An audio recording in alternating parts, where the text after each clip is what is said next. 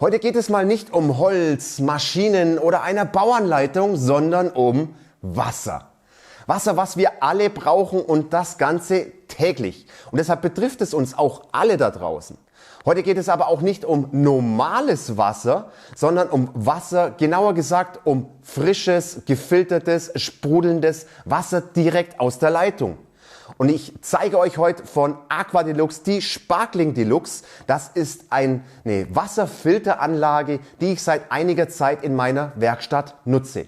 Und ich sage euch gleich, ja, ich schleppe seitdem keine Wasserkästen mehr hier in den zweiten Stock. Klingt erstmal langweilig, ist es aber nicht, wenn man sich mal anschaut, was da technisch passiert. Also seid gespannt. Jetzt aber erstmal Servus und herzlich willkommen bei Gipfelholz. Ich bin der Jens und Thema heute ist Wasser. Wasser, was uns wirklich absolut jeden von uns da draußen betrifft. Denn wir müssen Wasser trinken. Und wie kommt der Jens jetzt drauf, hier ein Video über eine Wasserfilteranlage zu machen? Und das möchte ich euch ganz kurz erklären. Ich arbeite hier im zweiten Stock mit meiner Werkstatt und ganz ehrlich, Wasserkästen hier raufzutragen alle paar Tage, war mir einfach zu nervig. Leergut, alles wieder zurückbringen und so weiter. Ich wollte eine Lösung, mit dem ich gefiltertes, kühles, heißes oder sprudelndes Wasser auf Knopfdruck habe. Und dann habe ich mich mal ein bisschen informiert und bin dann auf die Sparkling Deluxe gestoßen.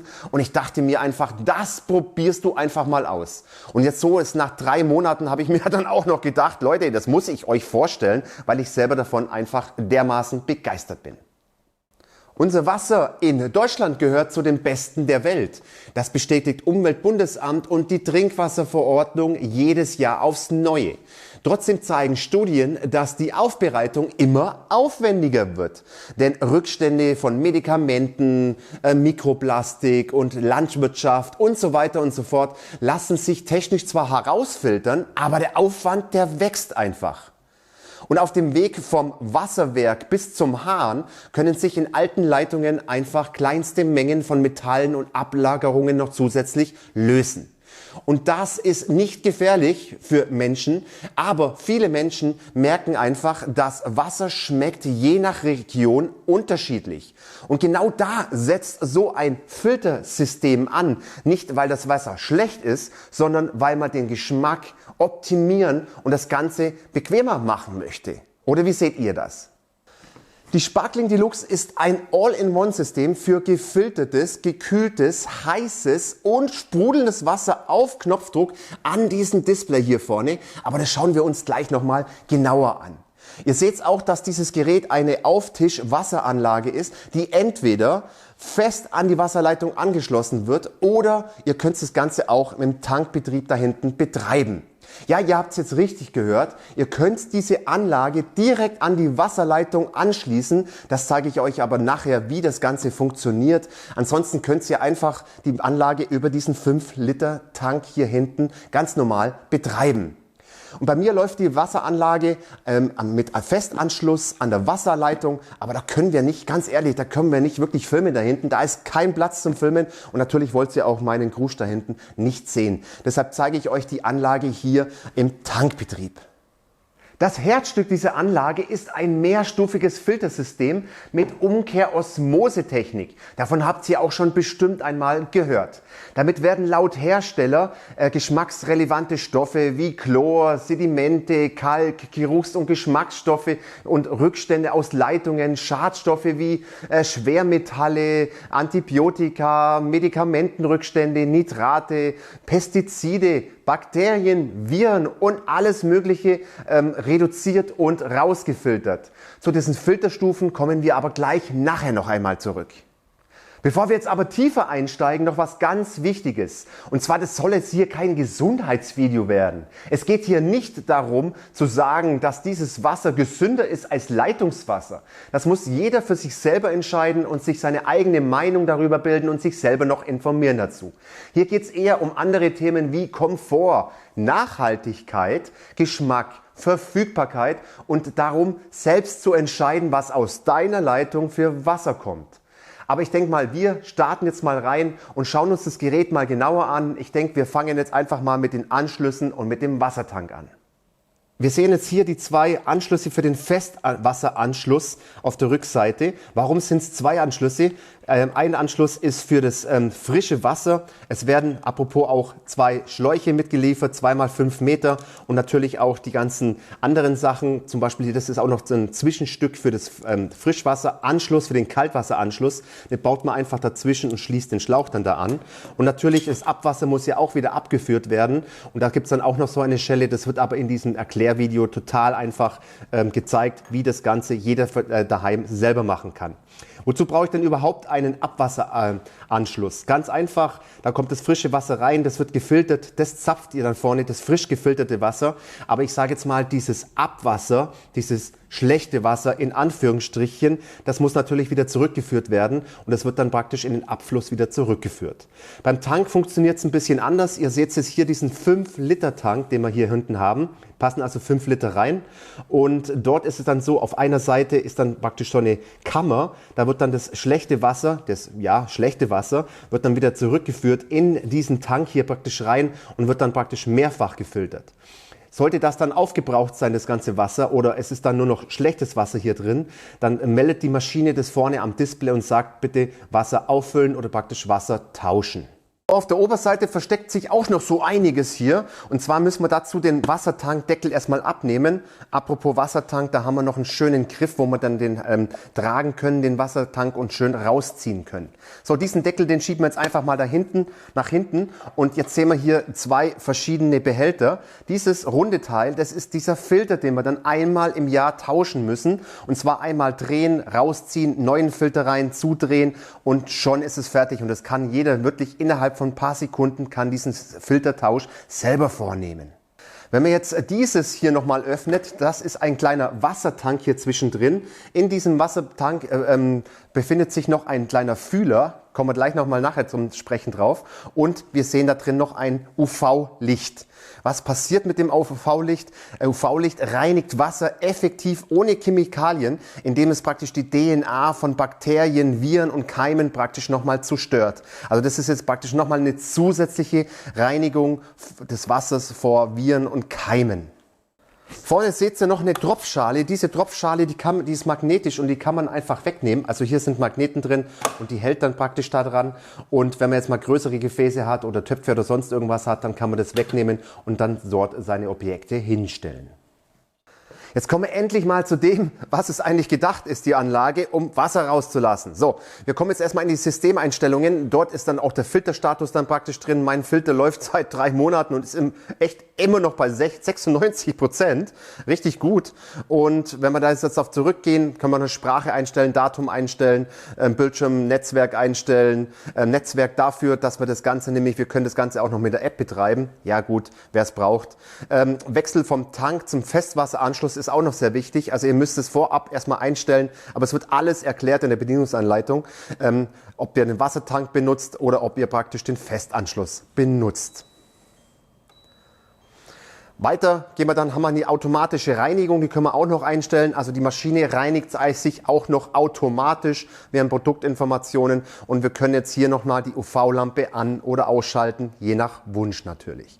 Wenn wir jetzt auf dieses Häuschen klicken, kommen wir dann wieder zurück und jetzt können wir schon eigentlich Wasser rauslassen. Die Erstinbetriebnahme wird auch wirklich erklärt, da müsst ihr noch mal ein paar Mal durchspülen, aber das wird alles komplett erklärt in der Bedienungsanleitung.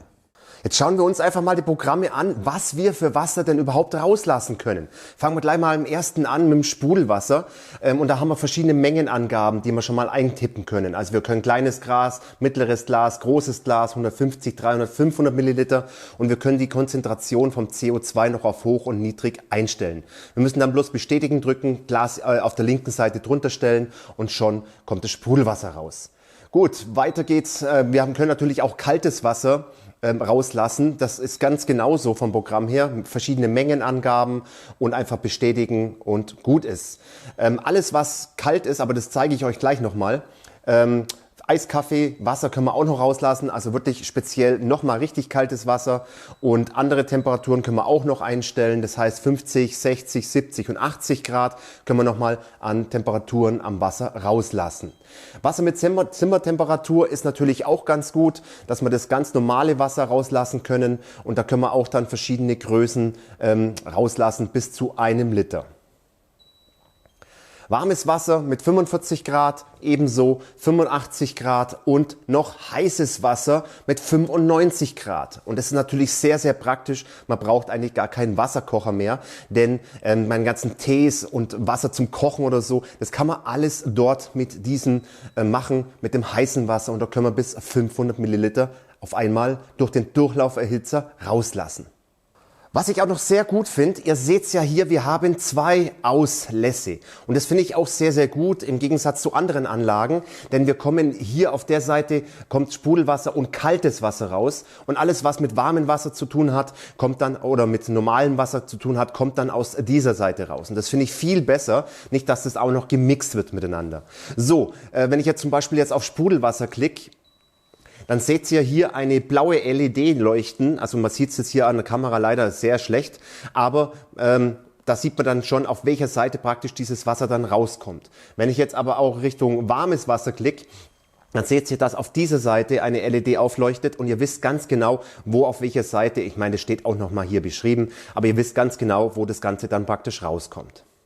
Ich würde sagen, wir machen uns erstmal jetzt einen Tee, meinen Lieblingstee. Und jetzt keine Übertreibung, Leute. Das müsst ihr selber probieren mit diesem Wasser. Der Tee, mein Lieblingstee, der schmeckt definitiv besser.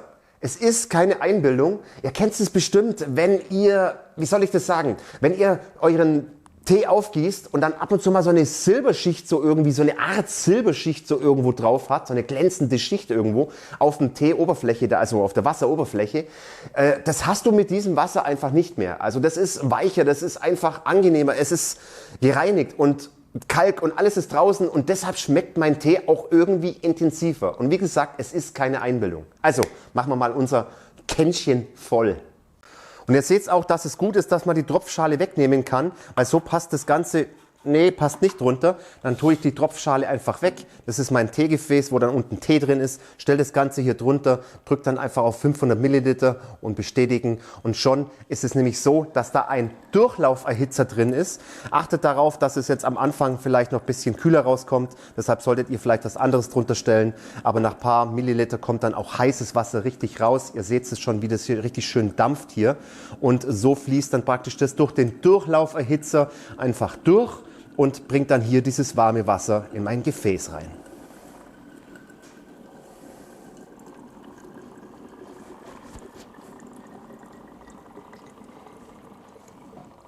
Achtung, heiß.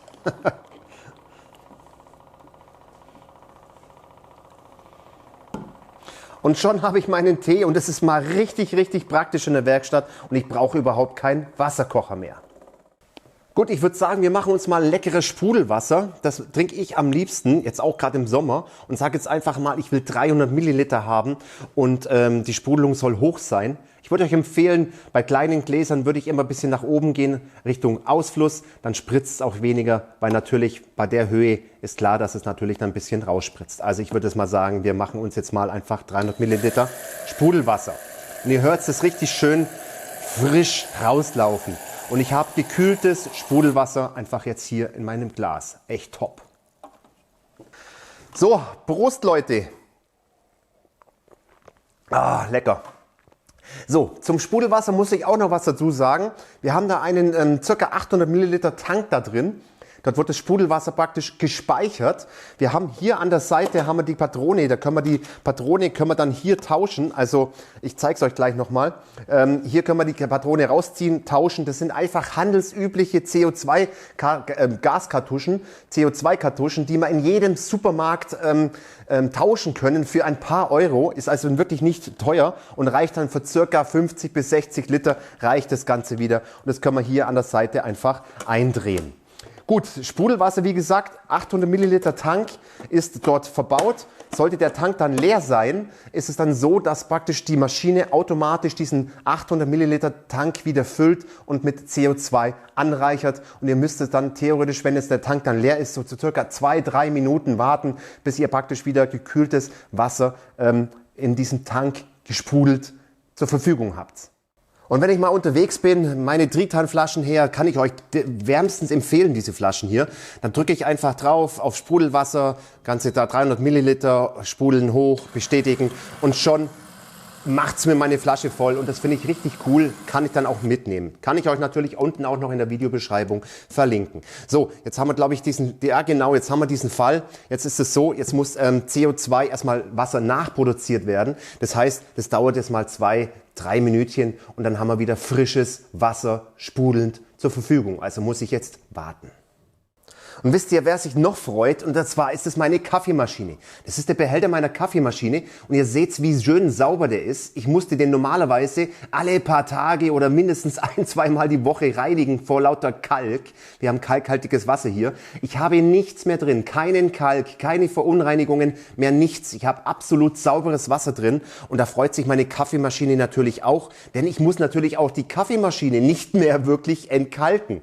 Natürlich muss es ja noch reinigen, aber auf jeden Fall nicht mehr entkalken. Selbst mit diesem Filter habe ich das machen müssen, um meine Kaffeemaschine dann immer zu entkalken. So, und jetzt drücke ich einfach drauf, stelle das Ganze drunter, zack, Wasser mit Zimmertemperatur, 500 Milliliter bestätigen und schon, und jetzt läuft das Ganze schön voll und es passt und wie gesagt, meine Kaffeemaschine freut sich.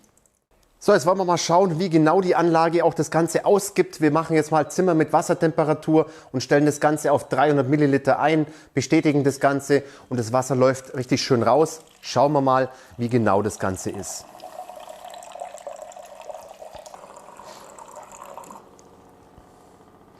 Jetzt seht ihr exakt 300 Milliliter, also das passt super. Sollte irgendeine Störung sein oder sonst irgendwas, steht es natürlich auch im Gerätestatus. Hier sehen wir gerade, die Maschine arbeitet normal. Sollte die CO2-Flasche leer sein, wird es natürlich dann auch dort oben angezeigt. Wird CO2 nachproduziert, wird dann oben auch noch angezeigt. Sollte der Wassertank leer sein und ihr sollt das Wasser tauschen, sagt es die Maschine natürlich dann auch noch oben, in dieser Leiste praktisch da oben, sagt es dann auch nochmal Bescheid. Jetzt seht ihr hier auf der Anzeige noch einen kleinen TDS-Wert, TDS 45 in diesem Fall. Was ist TDS? TDS ist übersetzt gelöste Stoffe im Wasser. Dazu zählen zum Beispiel Mineralien, Salze, Metalle und andere gelöste Bestandteile, die halt im Wasser vorhanden sind. Aber Achtung, der TDS-Wert ist kein Gesundheitswert und sagt auch nichts über Schadstoffe aus. Also in Deutschland ist der grenzwertige TDS-Wert bei 500 bis 1000 Milligramm pro Liter ist es schon grenzwertig und ab 1000 Milligramm pro Liter ist es sehr schlecht sogar das Wasser. Umso niedriger praktisch dieser Wert ist, umso weniger Mineralien, Salze und Metalle und andere gelöste Bestandteile befinden sich dann in diesem Wasser. Also er zeigt dann nur, wie viel gelöste Stoffe insgesamt im Wasser enthalten sind. Jetzt können wir noch mal einen kleinen Test machen von diesem TDS-Wert. Ich habe aktuell noch mal frisches Wasser rauslassen. Aktueller Wert ist bei 54 TDS. Da gibt es jetzt ein Messgerät, der das Ganze praktisch messen kann, den TDS-Wert, aber auch andere Werte. Jetzt halte ich das Ganze jetzt mal rein, drücke auf Start und jetzt schauen wir mal, was da angezeigt wird. Hier ist Wasserqualität exzellent bei 96 Punkte ist es praktisch von 100 und der TDS-Wert liegt in diesem Fall hier bei 51. 54 haben wir hier gemessen. Gut, das ist jetzt nicht so wirklich schlimm, oder? 53 haben wir sogar drauf. Ich brauche eine Brille. 53, also sind zwei Unterschied, sind noch ein Toleranzgerät. Dieses Gerät zeigt auch, wie gesagt, mehr an. Es zeigt auch jetzt die TOC-Werte TDS, UV, EC und COD-Werte an. Das sind einfach noch verschiedene Werte. Ich werde euch dieses Gerät unten nochmal verlinken, könnt ihr euch selber nicht mal schlau machen. Aber ihr müsst es natürlich aufpassen, denn diese Werte zeigen nicht an, was für eine Belastung das Wasser hat von Schwermetallen, Medikamenten, Rückstände, Pestizide, Mikroplastik. Das zeigt das Gerät alles nicht an. Also sie sagen nicht aus, welche Stoffe im Wasser sind. Sie sagen dir praktisch nur, ist das Wasser grundsätzlich sauber, gibt es ungewöhnlich viele organische Belastungen im Wasser oder gibt es Hinweise auf Verunreinigungen. Und dann, wenn es praktisch Hinweise auf Verunreinigungen gibt, müsste man natürlich das Wasser nochmal im Labor testen lassen. Aber nur mal so für euch zur Info und ich werde es wie gesagt unten in der Videobeschreibung verlinken. So, kleine Zwischenstärkung. Leute, was es euch wahrscheinlich interessiert, ist dieser Filter. Wie funktioniert dieser Filter? Da werden wir jetzt gleich noch mal was zu einer besonderen kommen. Und zwar, das ist jetzt ein 4-Stufen-Filter. Welche Filterstufen hat es? Das ist praktisch erstmal ein Vorfilter verbaut. Der entfernt zuverlässig grobe Verunreinigungen wie Rostpartikel, Sand, Schwebestoffe und organische Rückstände. Dann kommen wir zur zweiten Stufe. Das ist ein Hochleistungs-Aktivkohlefaserfilter, der da verbaut ist, bindet effektiv Chlor, Geruchs- und Geschmacksstoffe sowie viele Mikroorganismen und so wird das Wasser praktisch nicht nur gereinigt, sondern erhält auch einen frischen, natürlichen Geschmack. Stufe 3 haben wir die Umkehrosmose-Membran. Diese Membrane filtert selbst die feinsten Schadstoffe wie Schwermetalle, Blei, Cadmium, Nitrat, Pestizide, Bakterien, Viren und weitere gelöstere Feststoffe bis zu einer Filtergenauigkeit von 0,0001 Mikron raus. Und das gewährleistet natürlich eine sichere und hochwertige Trinkwasserqualität. Die vierte Stufe ist ein antibakterieller Aktivkohleblock. Und dieser Block, der verhindert effektiv die Vermehrung von Bakterien innerhalb dieses Filtersystems und verbessert zusätzlich den Geschmack des Wassers durch weitere Feinreinigung. Jetzt kommt bestimmt oft die Frage von euch da draußen, beim Filtern werden doch dem Wasser Mineralien entzogen. Und ja, das stimmt, da habt ihr natürlich recht. Der größte Teil wird von den gelösten Stoffen natürlich reduziert und rausgefiltert von den Mineralien. Aber das sieht man natürlich auch an diesem TDS-Wert, der da angezeigt wird. Aber aus meiner Sicht, Mineralien nimmt der Körper hauptsächlich über die Nahrung auf und nicht über das Wasser. Denn Wasser ist kein Nahrungsergänzungsmittel und war es auch nie. Trotzdem gibt es Menschen, die genau das möchten oder sogar auch brauchen. Aber dafür bringt Aqua Deluxe demnächst einen zusätzlichen Filter raus, den Mineralfilter, der dem Wasser praktisch gezielt nach der Filterung wieder Mineralien zuführt. Und es ist ganz einfach, der ist optional erhältlich, das ist kein Muss, kein Pflicht, ihr müsst ihn bloß kaufen, den 4-in-1 Filter rausnehmen, den 5-in-1 Filter reindrehen und schon habt ihr praktisch Wasser mit Mineralien versetzt. Wer sagt, ich möchte sauberes, gefiltertes Wasser haben mit Mineralien, der bekommt von Aqua Deluxe demnächst wirklich eine Lösung geliefert. Jetzt habe ich natürlich noch die technischen Daten vergessen und die nenne ich euch nochmal. Wir können an dieser Maschine 750 Liter pro Tag, also in 24 Stunden Wasser filtern. Wir haben eine Heißwasserleistung von dem Durchlauferhitzer bei 2200 Watt und wir haben eine Kühlleistung vom Wasser von 120 Watt. Jetzt natürlich die Maße sind für viele auch noch vielleicht wichtig. Wir haben eine Höhe von 22 cm, eine Tiefe von aufgerundet 47 cm und einer Höhe von 43 cm. Und auch ein stolzes Gewicht von 23,5 Kilo, natürlich auch ohne Wasser. Was passiert, wenn ich in den Urlaub fahre? Was mache ich mit dem Wasser hier in der Maschine? Das ist auch ganz einfach. Solltet ihr eine Woche mal wegfahren in den Urlaub, überhaupt kein Stress, könnt ihr einfach so stehen lassen. Solltet ihr aber länger wegfahren, so 3-4 Wochen oder so am Stück, dann würde ich euch empfehlen, die Maschine zu entleeren. Das ist ganz einfach, ihr müsst bloß beim Festwasseranschluss das Wasserventil einfach schließen, damit kein Wasser nachkommt. Und für diejenigen, die einen Tankbetrieb haben, ganz einfach Tank entleeren, Tank vorne hinstellen, Entleerung drücken und die Maschine reinigt sich und entleert sich vollautomatisch. Wichtig dabei ist, bei beiden Varianten natürlich, dass ihr die CO2-Kartusche rausdreht, ansonsten ist die Kartusche nämlich am Schluss leer. Und das wollen wir natürlich nicht. Also alles kein Stress, wenn ihr auch mal länger weg seid. Boah, ich hoffe, ich habe jetzt zu der Anlage nichts vergessen. Aber bevor es jetzt weitergeht, habe ich euch noch was richtig Cooles. Und zwar einen Rabattcode. Mit dem Code Gipfelholz spart ihr euch aktuell 800 € beim Kauf, also 50% auf die Anlage. Und das ist unten in der Videobeschreibung, werde ich jetzt alles reinpacken und natürlich auch verlinken. Mit diesem Rabatt erwerbt ihr aber auch eine Mitgliedschaft und das ist Voraussetzung, um diesen Rabatt nutzen zu können.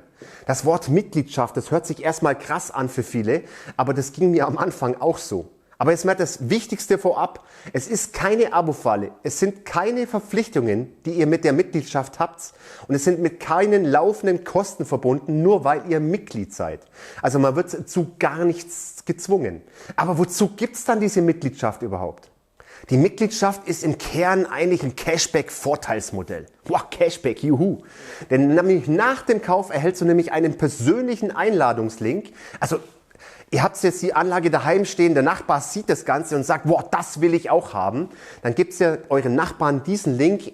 Dieser erhält dann auch 50% auf die Anlage und ihr erhaltet nämlich 100 € Cashback. Das Ganze könnt ihr dreimal machen. Das heißt, ihr könnt 300 € allein schon mal von dieser Maschine zurückerhalten.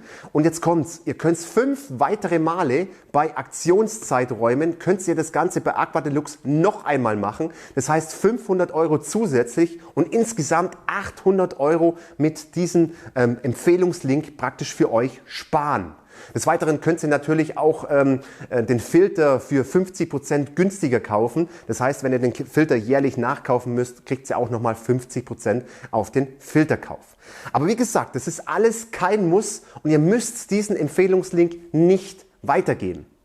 Aber warum macht Aqua Deluxe denn sowas?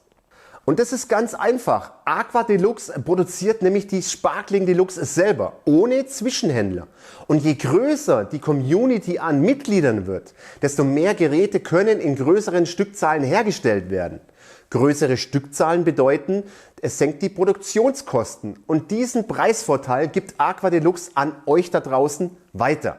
Also bringt die Mitgliedschaft nur Vorteile. Aber wie schon erwähnt, es ist kein Muss und ihr könnt die Mitgliedschaft eigentlich nur verwenden, um den Ersatzfilter weiterzukaufen. Aber warum nicht auch noch Geld zusätzlich erhalten und auch noch damit sparen? Ha. Aber das ist doch mal so richtig cool mit diesem Cashback, dass man da auch noch Geld sparen kann. Aber jetzt interessiert mich mal eure Meinung dazu. Was haltet ihr auch von diesem Cashback-Programm? Filtert ihr euer Wasser? Habt ihr schon Anlagen anderer Hersteller im Einsatz? Wie zufrieden seid ihr damit? Habt ihr schon Osmoseanlagen? Trinkt ihr Leitungswasser oder kauft ihr teures Flaschenwasser oder auch Plastikflaschenwasser? Oder habt ihr sonst noch irgendwelche Fragen? Das könnt ihr unten gern mal alles in die Kommentare reinballern. Euch interessiert jetzt bestimmt noch mein persönliches Fazit. Und zwar die Aqua Deluxe, die Sparkling Deluxe besser gesagt, ist ein Premium-Gerät für alle die ihr Trinkwasser nicht nur filtern, sondern auch den gesamten Alltag komfortabler gestalten wollen. Statt schwere Kisten in die Wohnung zu tragen, in meinem Fall in die Werkstatt oder ständig Flaschen kaufen zu müssen und das zurückzubringen müssen, das Pfand und so weiter, kommt sauberes, gefiltertes Wasser in jeder gewünschten Form direkt aus dem Gerät. Ob still, gekühlt, sprudelnd oder sogar heißes Wasser für Tee oder Kaffee, überhaupt kein Problem. Super ist natürlich auch die mehrstufige Umkehrosmose und vor allem jetzt in Zukunft die Wahl des richtigen Filters mit einem Mineralfilter, die automatische Filterüberwachung, der Betrieb über Wassertank oder auch über den Direktanschluss an die Wasserleitung, was natürlich bei mir so in der Werkstatt jetzt der Fall ist, oder zum Beispiel die CO2-Sprudelung nach Wunsch und sowie direkte Temperaturwahl, finde ich einfach richtig mega.